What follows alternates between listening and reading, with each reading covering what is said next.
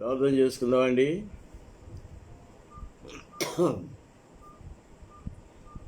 ప్రేమ కలిగిన మా తండ్రి, పరిశుద్ధులైన మా దేవా, మహిమ గల మీ నామను బట్టి మీ పాదాల కొందనాలు, స్తుతులు, స్తోత్రాలు చెల్లిస్తున్నావు నాయన. పగలంతా మమ్మల్ని కనికరించి కాపాడి భద్రపరిచారు, మీ కొందనాలు. ఈ రాత్రికాల సమయంలో మీ సన్నిధిలో ప్రార్థనా సమయం మీరు ఇచ్చినందుకు మీకు స్తోత్రాలు చెల్లిస్తున్నావు నాయన. దయతో మమ్మల్ని కనికరించండి, మీరే మమ్మల్ని అంగీకరించమని వేడుకుంటున్నాము నాయన. ఆన్లైన్లో కనెక్ట్ అయిన బిడ్డలందరిని బట్టి మీ కొందనాలు చెల్లిస్తున్నాము. ప్రార్థన ఆత్మను మా పైన కుమ్మరించమని వేడుకుంటున్నాము నాయన. ఈ సన్నిధిలో మేము గడిపే సమయాన్ని దీవెనకరంగా చేయండి. మీ లేఖన భాగాలు పంచుకునేటప్పుడు మీ సన్నిధి మాకు దయచేయండి. మీ స్వరం వినిపించండి. మీ ఆత్మ నింపుదల మాకు దయచేయండి. మా ప్రభా, దయతో మమ్మల్ని కనికరించి మీరే బలపరచమని మీ పాదాలు కొందనాలు చూసిన నన్ను కూడా కనికరించండి. స్వరం మీరే ముట్టి స్వస్థపరచండి. మా ప్రభా, దయ చూపించండి, సహాయం చేయండి. మా ప్రభా, మా తండ్రి, మీ లేఖన భాగాలు పంచుకుంటుండగా మీ స్వరం మీ వినుటకు సహాయపడమని వేడుకుంటున్నాను. దయ చూపించండి.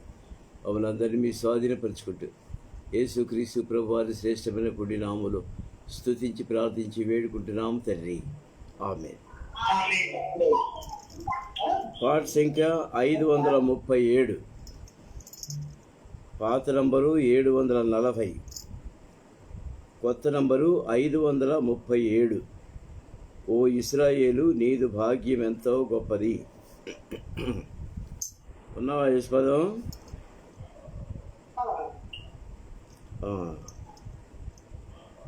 స్టార్ట్ చేయి. 537.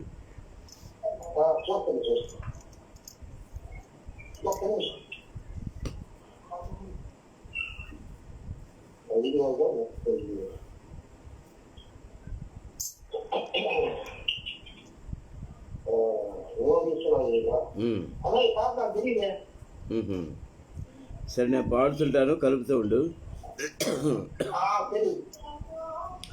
ఓ ఇశ్రాయేలు, నీదు భాగ్య ఎంతో గొప్పది. ఓ ఇశ్రాయేలు, నీదు భాగ్య ఎంతో గొప్పది. యెహోవా రక్షించిన నిన్ను పోలిన వాడు ఎవడు? యెహోవా రక్షించిన నిన్ను పోలిన వాడు ఎవడు? ఓ ఇశ్రాయేలు, నీదు భాగ్య ఎంతో గొప్పది. భయపడకు, నేను నీ కేడెమును బహుమానమున్. భయపడకు, నేను నీ కేడెమును బహుమానమున్. అత్యధికము చేతునని, అత్యధికముగా చేతునని యెహోవా దేవుడే పల్కిన్. యెహోవా దేవుడే పల్కిన్. ఓ ఇశ్రాయేలు, నీదు భాగ్య ఎంతో గొప్పది.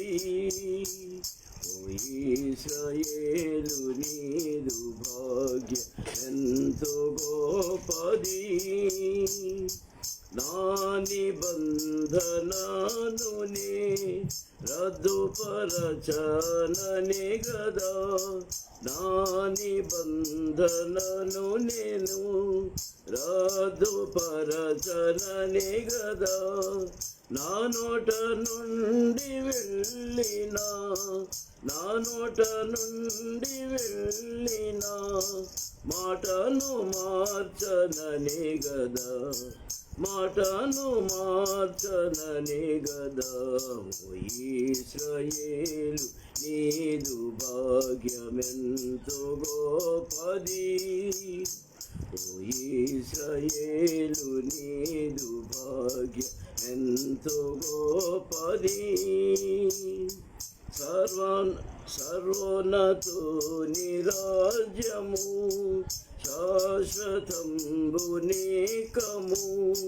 సర్వోన్నతుని రాజ్యము శాశ్వతంబు నీకము తొలగిపోదు ఎన్నడు తొలగిపోదు ఎన్నడు లయము కాదు ఎన్నడు లయము కాదు ఎన్నడు ఓ ఇశ్రాయేలు నీదు భాగ్యం ఎంత గొప్పది ఓ ఇశ్రాయేలు నీదు భాగ్యమెంతో గొప్పది నీ మందిర సమృద్ధిలో వారికి తృప్తి కలదు నీ మందిర సమృద్ధిలో వారికి తృప్తి కలదు నీ ఆనంద ప్రవాహములో నీ ఆనంద ప్రవాహములో నీవు త్రాగించుచున్నావు నీవు త్రాగించుచున్నావు ఇశ్రాయేలు నీదు భాగ్యమెంత గొప్పది ఓ ఇశ్రాయేలు నీదు భాగ్యం ఎంత గొప్పది నీవు భయపడకుము నీ బాధించు వారు రాకుండను నీవు భయపడకుము బాధించు వారు రాకుండను దూరముగా నుంచి ఉన్నను దూరముగా నుంచి ఉన్నను నీకు తోడయున్నను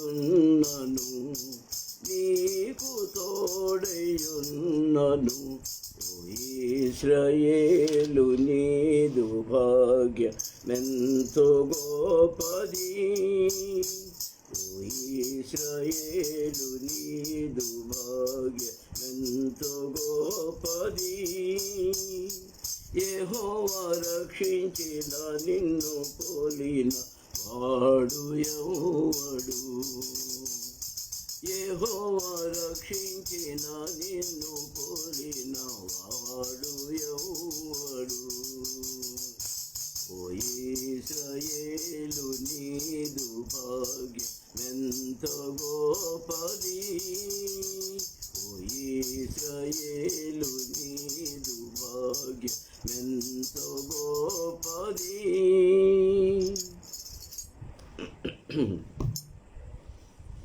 దేవుని వాక్యం చూసుకుందామండి. రూతు గ్రంథము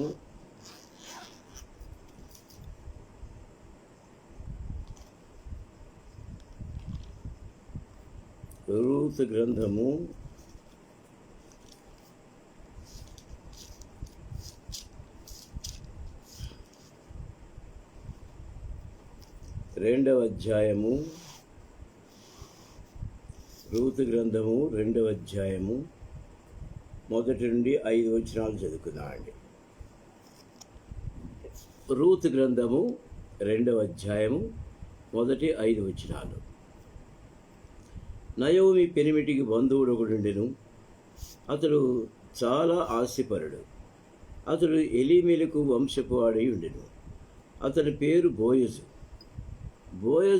మోయాబీయురైన రూతు, నీ సెలవైన ఎడల నేను పొలములోనికి పోయి ఎవరి కటాక్షం పొందగలనో వాని వెనుక పరిగె ఏరుకుందునని నయోమితో చెప్పగా, ఆమె నా కుమారి పొమ్మనెను. కాబట్టి ఆమె వెళ్ళి పొలములోనికి వచ్చి చేను కోయివారి వెనుక పొలములో ఏరుకొనెను. ఆ పొలములో ఆమె పోయిన భాగము ఎలీమెలకు వంశపు వాడైన బోయజుది. బోయజు బెత్లెహేము నుండి వచ్చి, యెహోవా మీకు తోడై ఉన్నాడు ఉండునుగాక అని చేను కోయివారితో అనగా, వారు యెహోవా నిన్ను ఆశీర్వదించుగాక అనేది. అప్పుడు బోయజు కోయివారి మీద ఉంచబడిన తన పనివారిని చూచి, ఈ చిన్నది ఎవరని అడుగగా, కోయివారి మీద ఉంచబడిన ఆ పనివాడు, ఈమె మోయాబు దేశం నుండి నయోమితో కూడా తిరిగి వచ్చిన మోయాబీయురైన యవ్వనురాలు. ప్రేమ కలిగిన మా తండ్రి, పరిశుద్ధుడైన మా దేవా, మీ ఘనమైన నామమునికే వందనాలు, స్తుతులు, స్తోత్రాలు చెల్లిస్తున్నాను నాయన. మీరే మమ్మల్ని కనికరించి మీ లేఖన భాగాల ద్వారా మాట్లాడండి. మీ స్వరమే వినుటకు సహాయం చేయండి. బలహీనుడైన మమ్మల్ని మీరు బలపరచండి. మరి ఒకసారి మీ రక్త పరోక్ష కింద నుంచి మీ స్వరమే వినుటకు సహాయం చేయండి. మా ప్రభా దయ చూపించండి. మీ మాటలు మాకు అనుగ్రహించి తృప్తిపరచమని యేసు ప్రభు నామం పేరిట స్తుతించి ప్రార్థించి వేడుకుంటున్నాం తండ్రి. ఆమేన్.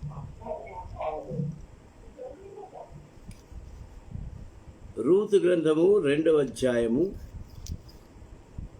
1వ వచనం చూద్దామండి.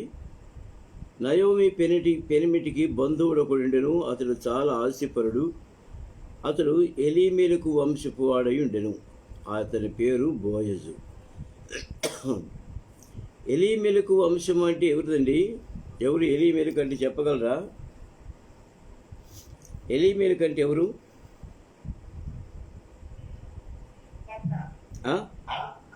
ఎలీమెలకు అంటే ఎవరు? అయ్యో, అప్పుడే మర్చిపోయారండి. Very good. నయోమి భర్త ఎలీమెలకు.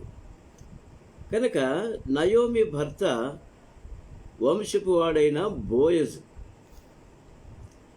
ఈ బోయజు బహు ఆస్తి కలిగినవాడు. చాలా ఆస్తి కలిగినవాడు, మరి శక్తి కలిగినవాడు. ఆ ఊళ్ళో 10 మంది దగ్గర మాట చెల్లుబాటు అయ్యేవాడు. ఈమె నయోమి పెనిమిటికి బంధువుడు ఒకడుండెను. అతడు చాలా ఆస్తిపరుడు. రాశారు కదండి, చాలా ఆస్తిపరుడు. అతడు ఎలీమెలకు వంశపు వాడి ఉండెను. ఈ బోయజు నయోమి భర్త తరఫున ఉన్నటువంటి ఎలీమెలకు వంశంలో ఉండి వచ్చినటువంటి వాడు. మోయాబీయురైన రూతు, నీ సెలవైన ఎడల నేను పొలంలోనికి పోయి ఎవరి కటాక్షం నేను పొందగలనో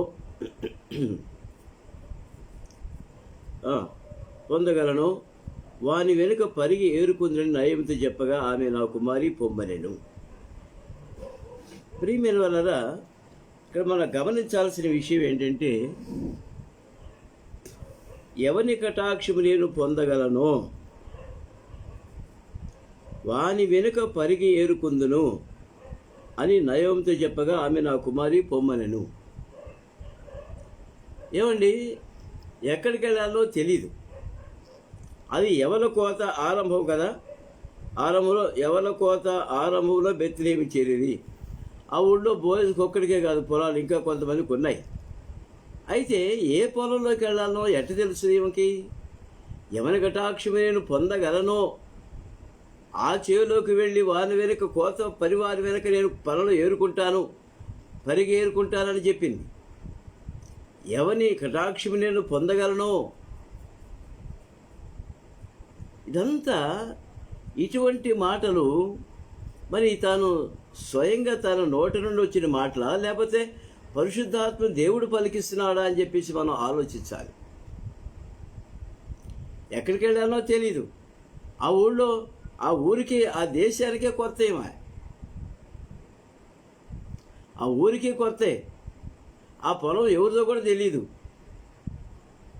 ప్రియమైన వాళ్ళరా, విశ్వాస యొక్క జీవితంకి సాదృశ్యంగా ఉంది రూతు. అబ్రహాము పిలువబడినప్పుడు తాను ఎక్కడికి వెళ్ళవలనో తెలియకయే బయలుదేరి వెళ్ళాను. అబ్రహామా, నేను నీకు చూపించే దేశములకు బయలుదేరి వెళ్ళము. ఏ దేశం ప్రభు అని అడిగాడా? ఏ బస్ ఎక్కాలని అడిగాడా? ట్రైన్ రూట్ కనెక్షన్ ఉందని అడిగాడా? లేదా దారి ఎటు ఉత్తరంగా పోమంటావా దక్షిణంగా పోమంటావా అని అడిగాడా? నేను నీకు చూపించే దేశానికి వెళ్ళమన్నాడు. చూపించేవాడు దేవుడు కదండి. చూపించేవాడు దేవుడు కనుక దేవుడు చూపిస్తుంటాడు, ఆ దారిలో నడిచిపోతుంటాం మనం. మరి ఆ దారి మనకు తెలియకపోయినా దారిలో వెళుతూ ఉంటాం. ఒకసారి నేను నా తమ్ముడు బయలుదేరి వెళుతూ ఉన్నాం. మధ్యరాత్రులు దరిదాపు 10-11 మధ్యలో చిమ్మ చీకటి, వెన్నెల కూడా లేదు. ఒక ఊరు నుంచి ఇంకో ఊరికి వెళ్ళాలి, కనీసం ఒక 5-6 మైళ్ళు ఉంటుందేమో, నాకు ఇంకా ఎక్కువ ఉంటుందేమో తెలియదు, జ్ఞాపకం లేదు. కాలుదారి, అది రోడ్డు కాదు, కాలుదారిన బయలుదేరి వెళుతున్నాము. ఆ రోడ్డు పక్కన వేసవికాలం కాబట్టి అడుగులు వేస్తుంటే జర జర జర జర జర జర మనం జారిపోతామని, ఏంటో ఏం పురుగులో పాములో ఏంటో తెలియదు. చాలా దూరం పోయిన తర్వాత కొంతమంది మనుషులు ఎదురుపడ్డారు. ఆ దారిలో సహజంగా దొంగలు తిరుగుతుంటారు. ఆ సమయంలో మేమిద్దరం మరి తెల్లబట్టలు వేసుకొని ఉన్నాం కదా, మరి ఏం జరుగుతుందో కూడా మాకు తెలియదు. లోపలైతే భయం ఉంది. అయితే క్షేమంగా ప్రభు ఇంటికి నడిపించాడు. ఇంటికి వెళ్ళిన తర్వాత వాళ్ళు అన్నారు, వాళ్ళు కావటించుకున్నారన్నమాట, ఇంత రాత్రుల్లో ఎట్ట రాగలిగారా మీరు అని. ప్రియమైన తెలియకుండానే మనం ఒక్కోసారి ప్రయాణాల్లో మరి ఇది దేవుని నడిపింపే కానీ మన సొంత జ్ఞానంతో నడిపించబడటం కాదండి. ముఖ్యంగా విశ్వాస జీవితంలో రక్షించబడిన తర్వాత మరి అన్నిట్లో మితంగా ఉండి దేవునికి భయభక్తులు కలిగి ఉండి ముందుకు సాగిపోవాలంటే అది కష్టతరమైన ప్రయాణమే. విశ్వాస యొక్క యాత్ర కష్టతరమే కాదంటలేదు నేను. ఒక్కోసారి దొంగలు దోచుకోవచ్చు, ఒకసారి అనారోగ్యం రావచ్చు. ఈ విశ్వాస యాత్రలో రకరకాల కష్టాలు రావచ్చు, అనారోగ్యాలు రావచ్చు, జీతాలు చాలకపోవచ్చు, తీసుకున్న అప్పులు కట్టలేకపోవచ్చు. ప్రియమైన ఇవన్నీ సహజం, జరుగుతుంటాయి. అయితే నిన్ను నడిపించేవాడు నీ వెనుకున్నాడు. నిన్న మనం చక్కని వాక్యం మనం చూసుకున్నాం. దేవుడు తన జనులను దర్శించినని విని, యెహోవా తన జనులను దర్శించినని ఆమె మోయాబు దేశంలో వినిన కనుక. ప్రియమైన తన జనులను దేవుడు దర్శించేవాడు ఉంటున్నాడు, తన జనులను దేవుడు నడిపించేవాడుగా కూడా ఉంటున్నాడు. బొమ్మని ఆయన సర్దుకోవటం కాదు, మనల్ని బొమ్మని ఆయన వెనకెళ్ళిపోవటం కాదు. మన దేవుడు మనకు ముందుగా నడుస్తుండేటువంటి వాడు. ఇశ్రాయేలు సైన్యమునకు ముందు నడిచిన దైవమా, నేడు మాతో కూడా ఉండి మమ్మల్ని నడిపించమా. ప్రియమైన మన దేవుడు, మన ప్రభు మనకు ముందుగా ఉండేటువంటి వాడు. అందరూ రాజులు యుద్ధానికి ఎట్టాడతారో తెలుసండి. సైన్యాలు ముందు పరిగెడుతూ ఉంటారు, గుర్రాల మీద, ఒంట్ల మీద, ఏనుగుల మీద, మరి కాల్బల మీద పడుతూ పరిగెడుతుంటారు. ఎందుకు? శత్రు సైన్యాలు వస్తే ముందు వీళ్ళని చంపేస్తారు. వెనక రాజు ఉంటాడు. మన రాజు అట్లా ఉండడు. మన రాజు మనకు ముందు ఉంటాడు. మన ఉద్యోగంలోకి వెళ్ళినప్పుడు మన ముందు ఉంటాడు. మనం డ్యూటీ చేసినప్పుడు మనకు ముందు ఉంటాడు. మన ముందు నడిపించేవాడు ఉంటున్నాడు. నమ్ముతున్నారా అండి? మన దేవుడు మనకు ముందుగా ఉండి నడిపించేవాడు. రూత్ ఏం మాట్లాడిందండి?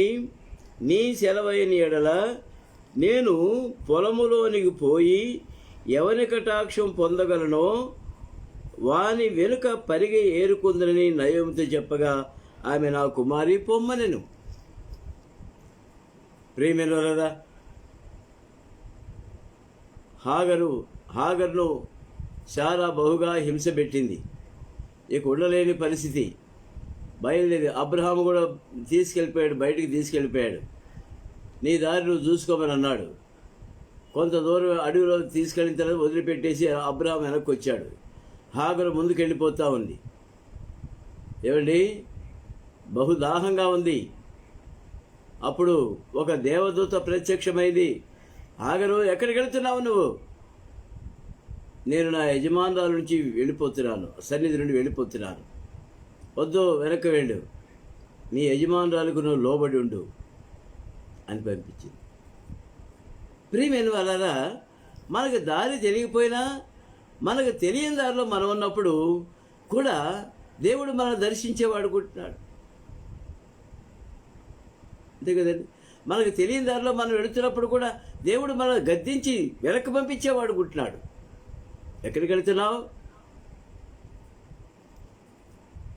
మాకు తెలిసిన ఒక తమ్ముడు లాంటి వాడు సినిమా హాల్కి వెళ్తా లైన్లో నుంచున్నాడు. సేవకుడు చూశాడు. సేవకుడు చూసి అట్టనే వెనక నుంచి కాలర్ పట్టుకొని లాక్కొచ్చేసాడు, బయటికి చేయి పట్టుకొని లాక్కొచ్చేసాడు. ఒరే నీ పేరేంటిరా, నీ పేరుకు తగ్గట్టు నువ్వు ఎక్కడికి వెళ్తున్నావు అని చెప్పేసి గద్దించి మందిరాన్ని తీసుకొని వెళ్ళి వాక్యం చెప్పాడు, రక్షించాడు. ప్రియమిత్రులారా, అద్భుతంగా ప్రభు తన జనులను దర్శించేవాడు పుట్టినాడు. సేవకుల ద్వారా దర్శిస్తాడు, అనేక రీతులుగా మనం దర్శించి మనం వెళ్ళే దారిలో మనకు సహాయపడతాడు. నయోమి అడిగిందా, కోళ్ళ ఎక్కడికి వెళ్తున్నావు, ఏ పొలంలోకి? అటు కాదులే, ఈ పొలంలోకి వెళ్ళు. మరి బోయజు కూడా కోసాలంటున్నాడు, బోయజు పొలంలోకి వెళ్ళు అని చెప్పిందా? మనకు తెలిసినోడు, బంధువు, మనం విడిపింపగలిగినటువంటి వాడు, మరి అక్కడికి వెళ్ళు అని చెప్పిందండి? చెప్పలేదే. బోయజు దగ్గరికి వెళ్ళమని చెప్పలేదే. రూతే అడిగింది, ఏమని?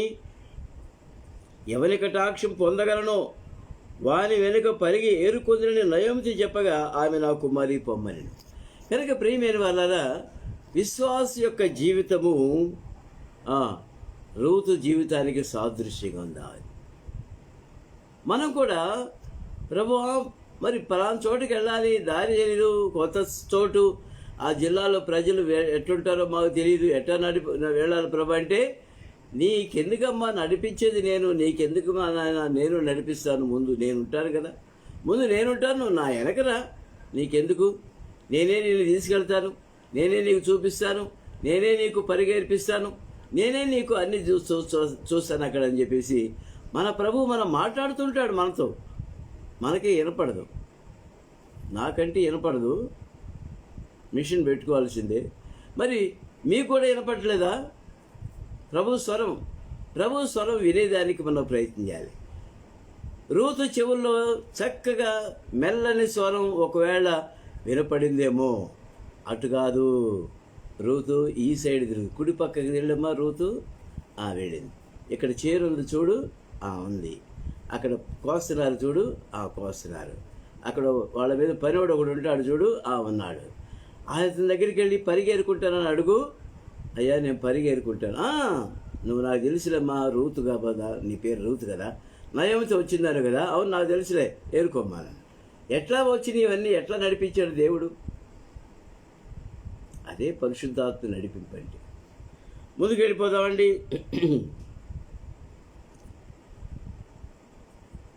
వారి కటాక్షం పొందు నీ ఏరుకొందును నయోమి చెప్పగా ఆమె నా కుమారి పొమ్మనెను.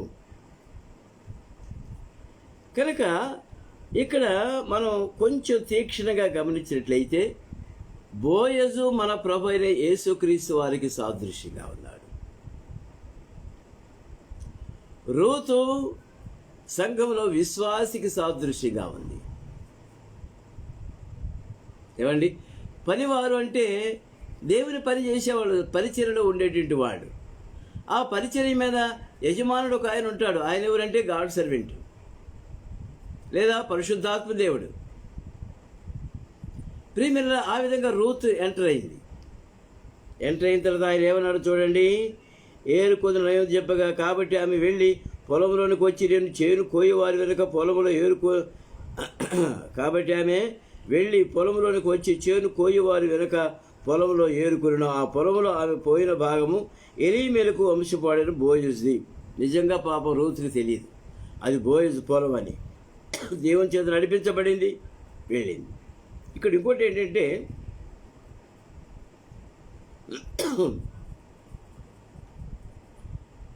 నయోమి బంధువు అయినప్పటికీ బోయజు, మరి అక్కడ బోయజు బంధుత్వం అంటే పెట్టండి. ఇక్కడ మనం సెకండ్ పార్ట్ చూస్తున్నాం. ఇప్పుడు 4 భాగాలుగా విభజించాం కదండి ఈ గ్రంథాన్ని, 4 భాగాలు. మొదటి భాగం ఏంటి, రెండో భాగం ఏంటి, రూతు నయోమికి పరిచర్య చేయుట. ఎందుకు చెప్తున్నానంటే ఈ మాట సందర్భం వచ్చింది కాబట్టి. పనివారు వెనక ఏమో పరిగెరుకుంటుంది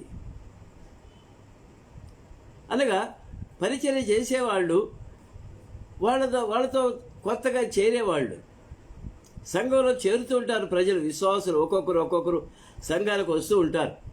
ఈమె వెనకుంది, పరిచర్య చేసేవాళ్ళు ముందున్నారు. ప్రియమైన వల్ల మన స్థానం ఎక్కడో మనం గమనించాలి. రూతు కూడా గబక్కని వెళ్ళి నేను కూడా కొడవలు ఉంది నాకు కూడా, నేను కూడా కోస్తాను తప్పకుండా అని అంటే వీలు పడుద్దండి? నువ్వు వెనకొచ్చావమ్మా, నువ్వు అసలు మా ఊరిదానివే కాదు, పరిగెరుకోమని చెప్తారు. ఆ అవమానం రాకుండా తన అత్త కొరకు, తన కొరకు, భోజనం కొరకు ప్రార్థనాపూర్వకంగా వెళ్ళి భయంగా వెళ్ళి ఆ పొలంలో దిగింది పరిగెరుకుంటుంది. ప్రియమైన పొలంలో దిగటం అనేది ప్రాధాన్యత, మనకి ప్రాముఖ్యమైన విషయం. పొలము అంటే లోకమే, లోకం అంటే పొలం, పొలం అంటే లోకమే. అయితే నువ్వు లోకంలో కాదు ఇప్పుడు దిగింది, బోయజు పొలంలో దిగావు. బోయజు యేసుక్రీస్తు ప్రభు వారికి సాదృశ్యమున్నాడు కనుక యేసుక్రీస్తు ప్రభు యొక్క పొలములో అనగా సంఘంలో, ఇప్పుడు సంఘం బోయజు అని చెప్పేసరికి సంఘం అని చెప్పాలి. సంఘంలో ఆమె ఎంటర్ అయింది. ఇప్పుడు పరిగెత్తల వెనక పరిగెరుకుంటుంది. కాబట్టి ఆమె వెళ్ళి పొలములకు వచ్చి చేను కోయివారి వెనుక పొలములు ఏరుకొనిను. ఆ పొలములో ఆమె పోయిన భాగం ఎలీమెలకు వంశపడిన బోయజుది. బోయజు బెత్లెహేము నుండి వచ్చి, బోయజు అక్కడి నుంచి వచ్చాడండి, ఊళ్ళో నుంచి వచ్చాడు, బెత్లెహేము నుంచి వచ్చాడు. యెహోవా మీకు తోడయుండునుగాక అని చేను కోయివారితో చెప్పగా వీళ్ళు ఏమన్నారు? యెహోవా నిన్ను ఆశీర్వదించునుగాక అనేది. ఎంత చక్కని ఆదరణకరమైన మాటలో చూడండి. ఏ యజమానుడైనా పొలం యజమాని వచ్చి చేను కోసేవారితో ఈ మాట చెప్తాడా? ఏమండి, యెహోవా మీకు తోడయుండునుగాక అని చెప్తాడా ఏ యజమాని అయినా? కౌలుకి ఇస్తే అసలు మనం ఎంటగట్టడానికి కూడా మోకమాటమే. కనుక ఈయన వచ్చాడు, యెహోవా మీకు తోడయుండునుగాక అని ఆశీర్వదిస్తే యెహోవా నిన్ను ఆశీర్వదించునుగాక అని వీళ్ళు పలికారు. ప్రియమైన సంఘంలో ఒకరినొకరు పలకరించుకోవటం ఆ విధంగా ఉంటుంది. మన ప్రభు అయిన యేసుక్రీస్తు వారి సన్నిధిలో విశ్వాసులంతా చేరి, praise Lord sister, praise Lord brother, God bless you, ఎంత చక్కని మాటలండి. నిజంగా మనం సంఘంలో ఏ విధంగా చేరాలనో, ఏ విధంగా పరిచయం చేయాలనో ఇవన్నీ నేర్చుకుంటే చాలా అద్భుతమైన రీతిగా ఉంటాయి. మన కళ్ళకి అన్నీ కొత్తగా ఉంటాయి. అయితే ఇవన్నీ గ్రహించకుండా మనం గబక్కర పోయి పొలం నాకు కూడా కొడవలేదని కోస్తే కుదరదండి. ఆ దీవెన మన మీద ఉండాలి. యెహోవా మిమ్మల్ని ఆశీర్వదించును కాక అని దీవెన కోసేవారికి ఇచ్చాడు. అయితే వెనకున్నటువంటి రూతుకు కూడా ఆ పొలంలోనే ఉంది కదా. రూతుకి ఆ మాట తెలియదు పాపం. ప్రైజ్ లార్డ్ అనే మాట తెలియదు రూతుకి. ఎందుకంటే మోయాబు దేశం కదండి. ఏందబ్బా వీళ్ళు మాట్లాడుకోలేదు, కొత్త మాటలాగా ఉండే అనిపించింది రూతుకి. తన పనివాళ్ళను చూచి ఈ చిన్నది ఎవరని అడుగగా ఫస్ట్ ఇంట్రడక్షన్. అప్పుడు కోయివారి మీద ఉంచబడినటువంటి ఆ పనివాడు, ఈమె మోయాబు దేశం నుండి నయోమితో కూడా తిరిగి వచ్చిన మోయాబీరల యవ్వనురాలు. ఆమె నేను కోయివారి వెనుక పనుల మధ్యన ఏరుకొని కూర్చుకొనుటకు దయచేసి నాకు సెలవిమ్మని అడిగాను. ఆమె వచ్చి ఉదయం మొదలుకొని ఇంటి ఇది వరకు ఏరుకొని చుండెను, కొంతసేపు మాత్రము ఆమె ఇంట్లో కూర్చుండని వాడు చెప్పాను. ప్రియమైన రూతు గురించి కంప్లీట్ ఇంట్రడక్షన్ ఇచ్చేసేసాడు. బోయజుగా మొత్తం తెలిసిపోయింది. నయోమి అంటే మా బంధువే కదా, రూత్ అంటే మా కోడలే కదా, మొత్తం తెలిసిపోయింది. అప్పుడు బోయజు ఏమన్నాడు చూడండి. అప్పుడు బోయజు ఇక్కడ ఒక చిన్న మాట ఒకటి ధ్యానిస్తాం. ఎవరు ఇంట్రడ్యూస్ చేసింది ఎవరు? పనివారి మీద ఉంచబడినటువంటి వాడు, అనగా సేవకుడు రూతును ఇంట్రడ్యూస్ చేశాడు. ఎవరికి? యేసు ప్రభు వారికి. ఎంత ధన్యురాలండి. ఒకసారి మేము విజయవాడ అవతల నుంచి వస్తున్నాము. అక్కడ తాడేపల్లికి కారులో వస్తాడు, తాడేపల్లి దగ్గర ఆగాము. జగన్ వస్తున్నాడని పోలీసుడు కాపలా కాస్తాడు అక్కడక్కడ నిలబడి. జగన్ చూద్దామని మేము కూడా అనుకుని మరి జగన్ ఎంతసేపటికి రాలా. ప్రియమైన వాళ్ళరా, మేము ఒకళ్ళు వచ్చినా ఆ పోలీసు వాళ్ళు మమ్మల్ని ఇంట్రడ్యూస్ చేస్తారా? అయ్యా జగన్ గారు వీళ్ళు నెల్లూరు నుంచి వచ్చారు, ఈయన పేరు పలానా, ఆయన తెల్లంటుకులు ఉన్నాడే ఆయన పేరు పలానా, ఆయన కూతురు ఏమా అని చెప్పి ఇంట్రడ్యూస్ చేయగలరా? చేయలేరు. అది లోకం. ఇది సంఘం. సంఘంలో ఇంట్రడక్షన్ సంఘంలో ఇంట్రడ్యూస్ చేస్తున్నాడు. ప్రియమైన ప్రభువు పక్షంగా ప్రభువుకు మనం పరిచయం చేస్తున్నాడు సేవకుడు. ఎంత గొప్ప ధన్యకరమైన జీవితం అండి రూతుది. అప్పుడు బోయజు రూతుతో, నా కుమారి నా మాట వినుము, వేరొక పొలంలోనికి ఏరుకొనుటకు పోవద్దు, దీనిని విడిచిపోవద్దు, ఇతడు నా పనికెత్తల యొద్ద నిలకడగా ఉండుము. ఎంత ఆశీర్వాదకరంగా ఉంది. నా కుమారి, మై డాటర్, నా కుమారి నా మాట వినుము, వేరొక పొలంలోనికి ఏరుకొనుటకు పోవద్దు. దేవుడు నీకు ఇచ్చిన సంఘం ఇది. వేరొక సంఘంలోకి వెళ్ళబాక. దేవుడు నీకు ఇచ్చిన స్థానం ఇది. వేరే చోటుకి నువ్వు వెళ్ళక్కర్లేదు, ఇక్కడే ఉండు, నా పనికి వెనక పనిచేస్తూ ఉండు. కొంతమంది ఏం చేస్తారంటే, ఈ సంఘంలో ఈ ఆదివారం వెళ్ళాం, ఆ సంఘంలో ఎట్టుంటుందో చూద్దాం అని వెళ్తుంటారు. ఏసన్న గారు వచ్చారు, అక్కడ ఎట్టుంటుందో చూద్దామని వెళ్తారు. భక్సం గారు వచ్చారు, అక్కడికి వెళ్తే ఎట్టుంటుందో చూద్దామని వెళ్తారు. కానీ వెంటనే తిరిగి ఇంతసేపు అయితే మేము ఎందుకుంటాము, మాకు బోల్డ్ పనులు ఉండాలి, చికెన్ చల్లారిపోదు. ప్రియమైన ఎక్కడికి పోయినా కూడా మనకి స్థిరత్వం ఉండదు. మనం ఏ కొమ్మ నుండి నరకబడ్డామో, ఏ కొమ్మకు అంటుకట్టబడ్డామో ఆ కొమ్మకి మనం అంటి పెట్టుకుని ఉండాలి. వేరొక పొలంలో ఏరుకునుడు పోవద్దు, దీనిని విడిచిపోవద్దు, ఇతడు నా పనికెత్తల యొద్ద నిలకడగా ఉండుము. నిలకడగా అంటే అటు ఇటు పోబాక. వాళ్ళు ఎక్కడికి వస్తారో కనిపెట్టుకుని వాళ్ళు వెనకనే ఉండు, నిలకడగా ఉండు. రేపు వేరే పొలంపై పోబాక. ఎవరైనా చెప్తారా? నా పొలంలోనే ఏరుకో, నన్నే నష్టపెట్టు, నా కింద ఏరుకో అని ఎవరైనా చెప్తారండి? చెప్తారా? మీరు చెప్పండి. మీ పొలంలోకి నేను వస్తాను పరిగె ఏరుకోవటానికి, మీరేం చెప్తారు? పో పో పో అవతల పొలంలో. ఏది ఇక్కడ ఏం చేస్తున్నాను? ఏదో పరిగెరుకుంటున్నానండి. ఇక్కడ మా పొలంలో పరిగెరటం లేదు, మేమే ఏరుకుంటాం, మా పరిగి మేమే ఏరుకుంటాం, నువ్వు పో నాయన అంటారు. ఏమండి, లోకంలో పరిస్థితి ఆ విధంగా ఉంటుంది, సంఘంలో పరిస్థితి కూడా అదే విధంగా వచ్చింది. ఎవరైతే మరి రాజకీయాలు సృష్టిస్తారో వాళ్ళకి స్థానం వస్తుంది. సంఘంలో వాక్యం విని వాక్యానికి లోబడే వాళ్ళకి విలువ లేకుండా పోతుంది. సంఘంలో వాక్యం చెప్పే వాళ్ళకి విలువ లేకుండా పోతుంది దినాల్లో. అర్థమవుతుందండి? సంఘంలో వాక్యం చెప్పే వాళ్ళకి విలువ లేదు, వాక్యం విని వాక్యానుసారంగా నడుచుకునే వాళ్ళకి విలువ లేదు. రాజకీయాలు చేస్తూ మరి వాళ్ళతో రికమెండేషన్ చేయించుకుంటూ వాళ్ళకు మరి రౌడీలు చేస్తూ డబ్బులు ఇస్తూ వాళ్ళకి విలువ ఉంది, కానీ వీళ్ళకి విలువ లేదు. సంఘంలో స్టాండర్డ్స్ పడిపోయినాయి ఈ దినాల్లో. బోయజ్ అంటున్నాడు, వేరొక పొలంలోకి వెళ్ళొద్దమ్మా, నా పొలంలోనే ఉండు, ఇతడు నా పనికెత్తల నిలకడగా ఉండము. పరిచయం చేస్తున్నారు పొలంలో, దేవుని సంఘంలో సిస్టర్స్ పనిచేస్తున్నారు, వారు వెనకుండు, నువ్వు కూడా పని చేసుకో. వారు కోయు చేను కనిపెట్టి వారి వెంట ఉండము, ఉంచుము. ఏంటిది? వారు కోయు చేను కనిపెట్టి వారిని వెంబడించుము. నిన్ను ముట్టకూడదని యవనస్తులకు ఆజ్ఞాపించున్నాను. నీకు దాహమవునప్పుడు కుండల ఎద్దుకు పోయి పనివారు చేసిన నీళ్లు త్రాగుమని చెప్పాను. దాహం అయితే అక్కడే ఉన్నాయి కుండల్లో నీళ్లు. ఎన్ని కుండలు ఉన్నాయండి అక్కడ? ఎన్ని కుండలు ఉన్నాయో ఇక్కడ తెలియదు, కానీ యోహాను సువార్త 2వ అధ్యాయానికి వెళ్తే తెలుస్తుంది. ఎన్ని బాణలు ఉన్నాయండి అక్కడ? 7 బాణలు ఉన్నాయి. 7 బాణలు అప్పుడు అయితే ఖాళీగా ఉన్నాయి. యేసు వెళ్ళిన తర్వాత నింపమన్నాడు, బాణాలు నిండుగా ఉన్నాయి. నింపినప్పుడు నీళ్లే, ముంచి తీసుకెళ్ళినప్పుడు ద్రాక్షారసంగా, శ్రేష్టమైన ద్రాక్షారసంగా మారిపోయింది. ప్రియమైన సంఘంలో ఉండే కుండల్లో ఉండేటువంటి నీళ్లు అతి శ్రేష్టమైన నీళ్లు. ఎందుకంటే ఇది ప్రభు చేత ఆశీర్వదించబడేటువంటి నీళ్లు.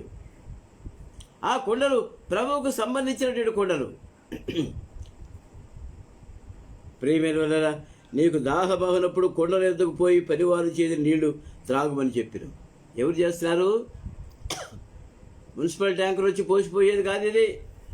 పనివారు వచ్చి కొండలు నింపుతారు, పనివారు శ్రమ పడతారు, కొండలో దాహం తీర్చేదానికి నీళ్లు నింపుతారు. అందుకు ఆమె సాగిలపడి తల వంచుకొని ఏమి తెలిసి పరదేశిన నా యందు లక్ష్యం ఉంచినట్లు నీ కటాక్షం కలిగిన చెప్పగా, బోయజు అయ్యా ఏమి తెలిసి నా మీద నీకు ఇంత దయ వచ్చి నాకు అర్థం కాలేదే. నేను ఎవరినో నీకు తెలీదు, నేనెవరినో నీకు తెలియదు, మరి ఎందుకు నా మీద ఎంత కటాక్షం కలిగి ఉంటుందో నాకు అర్థం కాలేదన్న. ప్రియమైన వల్ల ఈ లేఖన భాగము రేపు మళ్ళీ ధ్యానిస్తాము. నీవు నీ తల్లిదండ్రులను నీ జన్మభూమిని విడిచి ఇంతకు ముందు నీవు ఎరుగని జనమును వద్దకు వచ్చితివి. యెహోవా నీవు చేసిన దానికి ప్రతిఫలం ఇచ్చును. ఇశ్రాయేలు దేవుడైన యెహోవా రెక్కల క్రింద సురక్షితంగా ఉన్నట్లు నీవు వచ్చితివి. ఆయన నీకు సంపూర్ణమైన బహుమానం ఇచ్చునని ఆమెకు ఉత్తరం ఇచ్చెను. అందుకామె, నా ఏలినవాడా, నేను నీ పనికత్తెలలో ఒక దానిని కాకపోయినను నీవు నన్ను ఆదరించి నీ దాసులకు నా యందు ప్రేమ కలిగి మాట్లాడితే కనుక నా ఎడల నీకు కటాక్షము కలుగనిమ్ము. ఎంత ఒబీడియన్స్ అండి ఇది! ఎంత ఒబీడియంట్గా మాట్లాడుతుందో గమనించండి. నీ పరివారంలో ఒకదాన్ని కాకపోయినప్పటికీ నన్ను కనికరించినావు, నీ పొలంలో నువ్వు నుంచావు, నీ కొందనాలు.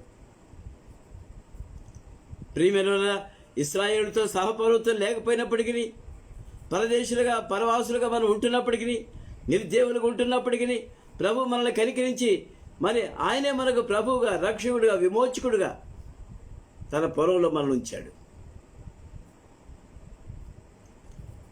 ఏమి తెలిసి నన్ను గురించి నీకు ఏమి తెలుసు? నాకు ఎందుకు ఇంత కృప ఇచ్చావు? ఏమి నీ కర్పించగలను, ఏమి లేని వాడనయ్యా. ఏమి తెలిసి నా మీద ఎంత కరికిరించావు? నేను నీకేం అర్పించగలను? ఇది మన విశ్వాస యొక్క జీవిత లక్షణంగా ఉండాలి. లక్ష్యం కాదు, లక్షణం. విశ్వాస లక్షణము. దేవుని పరివారం వద్ద మనం కూడా కలిసి పనిచేసే వారంగా ఉండి యేసుక్రీస్తు ప్రభువుకి ఇచ్చే దీవెన మనం స్వతంత్రించుకునే వారం ఉండాలి. ఆయన కృపకు పాత్రులుగా మనం ఉండాలి. అప్పుడే ప్రభు మనల్ని ఆశీర్వదించేవాడు ఉంటాడు. పనివారు ఏమన్నారు? బోయజ్ ఏమన్నాడు? యెహోవా మిమ్మల్ని ఆశీర్వదించునుగాక అన్నాడు. పని వాళ్ళు ఏమన్నారు? యెహోవా నిన్ను దీవించునుగాక అన్నారు. అది that must be our philosophy in the assembly. ఈ వాక్యం రేపు మళ్ళీ కంటిన్యూ చేస్తున్నామండి. ప్రభు తన వాక్య భావని వాళ్ళు దీవించునుగాక.